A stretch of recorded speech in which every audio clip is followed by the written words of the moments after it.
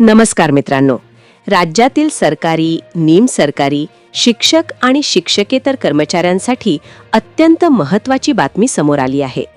राज्य सरकारी कर्मचारी मध्यवर्ती संघटनेने सुमारे 17 लाख कर्मचारी 21 एप्रिलपासून बेमुदत संपावर जाणार असल्याची घोषणा केली आहे. प्रलंबित मागण्यांवर सरकारकडून ठोस निर्णय न झाल्यामुळे हा कठोर निर्णय घ्यावा लागल्याचे समन्वय समितीचे निमंत्रक विश्वास काटकर यांनी स्पष्ट केले आहे. सरकारला सत्तेवर येऊन वर्षाहून अधिक कालावधी झाला असला तरी कर्मचाऱ्यांच्या मूलभूत प्रश्नांकडे दुर्लक्ष होत असल्याचा आरोप संघटनांनी केला आहे. त्यामुळे वारंवार निवेदने आणि बैठका होऊनही काहीच निष्पन्न न झाल्याने संप हा शेवटचा पर्याय असल्याचे सांगितले जात आहे. या संपात राज्यातील विविध विभागांतील कर्मचारी सहभागी होणार असून त्यामध्ये सरकारी कार्यालयातील कर्मचारी, निमसरकारी कर्मचारी, शिक्षक, शिक्षकेतर कर्मचारी, अनुदानित संस्थांतील कर्मचारी तसेच काही कंत्राटी कर्मचारी संघटनांचा समावेश असण्याची शक्यता आहे. एकूण सुमारे 17 लाख कर्मचारी संपावर गेल्यास राज्यातील प्रशासनावर मोठा परिणाम होऊ शकतो. संघटनेने शासनाकडे मागण्यांची विस्तृत सनद सादर केली असून त्यामध्ये सर्वात महत्त्वाची मागणी म्हणजे विविध विभागांतील रिक्त पदे तातडीने भरणे ही आहे. अनेक कार्यालयांमध्ये मोठ्या प्रमाणावर पदे रिक्त असल्यामुळे कामाचा ताण वाढत असून सेवा देण्यात अडचणी निर्माण होत असल्याचे कर्मचारी सांगत आहेत. याशिवाय कंत्राटी कर्मचाऱ्यांना नियमित करणे ही आणखी एक मोठी मागणी आहे.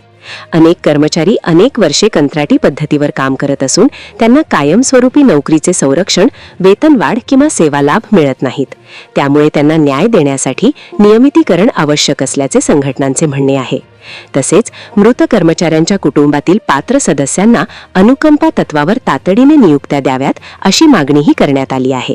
कारण प्रतीक्षा यादीत अनेक उमेदवार वर्षानुवर्षे अडकून पडले आहेत. संघटनांनी सेवानिवृत्तीचे वय 60 वर्षे करण्याची मागणीही केली आहे. काही विभागांमध्ये निवृत्तीचे वय कमी असल्यामुळे अनुभवी कर्मचाऱ्यांना लवकर सेवा सोडावी लागते आणि प्रशासनाला त्याचा फटका बसतो. तसेच शिक्षक आणि शिक्षकेतर कर्मचाऱ्यांसाठी 10, 20, 30 आश्वासित प्रगती योजना लागू करण्याची मागणी करण्यात आली आहे, ज्यामुळे पदोन्नती न मिळालेल्या कर्मचाऱ्यांना आर्थिक प्रगती मिळू शकेल. यासोबतच 1 नोव्हेंबर 2005 पूर्वी नियुक्त अंशतः अनुदानित शाळांतील कर्मचाऱ्यांना जुनी पेन्शन योजना लागू करावी ही अत्यंत संवेदनशील आणि मोठी मागणी आहे. कारण नवीन पेन्शन योजनेत निवृत्तीनंतर आर्थिक सुरक्षितता कमी असल्याची भावना अनेक कर्मचाऱ्यांमध्ये आहे. दरम्यान संपाची घोषणा झाल्यानंतर सरकारकडून हालचाली सुरू झाल्याची माहिती मिळत आहे. संबंधित मंत्र्यांशी चर्चा सुरू असून संप टाळण्यासाठी मध्यस्थीचे प्रयत्न होत असल्याचे सांगितले जात आहे. मात्र अद्याप कोणताही ठोस निर्णय जाहीर करण्यात आलेला नाही. जर हा संप प्रत्यक्षात झाला तर राज्यातील अनेक सेवा विस्कळीत होण्याची शक्यता आहे. सरकारी कार्यालयांचे कामकाज ठप्प होऊ शकते, महसूल विभागातील कामे थांबू शकतात, ग्रामपंचायत सेवा प्रभावित होऊ शकते, तसेच शाळा कॉलेजांवरही परिणाम होऊ शकतो. विशेषतः शिक्षक संपात सहभागी झाल्यास विद्यार्थ्यांचे वर्ग बंद राहू शकतात, परीक्षा पुढे ढकलल्या जाऊ शकतात आणि निकाल प्रक्रियेवरही परिणाम होऊ शकतो.